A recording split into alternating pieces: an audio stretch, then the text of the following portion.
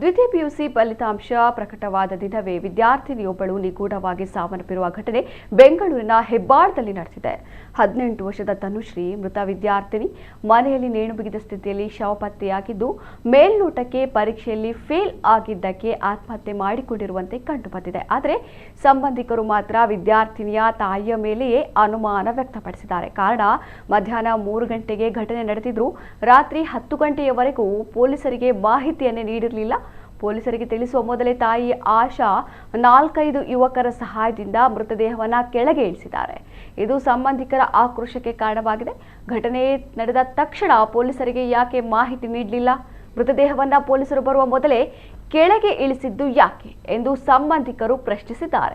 ಇದು ವಿದ್ಯಾರ್ಥಿನಿಯ ತಾಯಿಗೆ ಅನೈತಿಕ ಸಂಬಂಧದ ವಿಚಾರವಾಗಿ ಮನೆಯಲ್ಲಿ ಹಲವು ಬಾರಿ ಗಲಾಟೆಯಾಗಿದೆಯಂತೆ. ಇದೇ ಕಾರಣಕ್ಕೆ ತಾಯಿಯೇ ಮಗಳನ್ನ ಕೊಲೆ ಮಾಡಿ ನಂತರ ಆತ್ಮಹತ್ಯೆಯ ನಾಟಕವಾಡಲು ನೇಣು ಹಾಕಿದ್ದಾಳೆ ಎಂದು ಕುಟುಂಬಸ್ಥರು ಆರೋಪಿಸಿದ್ದಾರೆ. ಸದ್ಯ ಹೆಬ್ಬಾಳ ಪೊಲೀಸರು ಪ್ರಕರಣ ದಾಖಲಿಸಿಕೊಂಡಿದ್ದು ತನಿಖೆ ನಡೆಸುತ್ತಿದ್ದಾರೆ.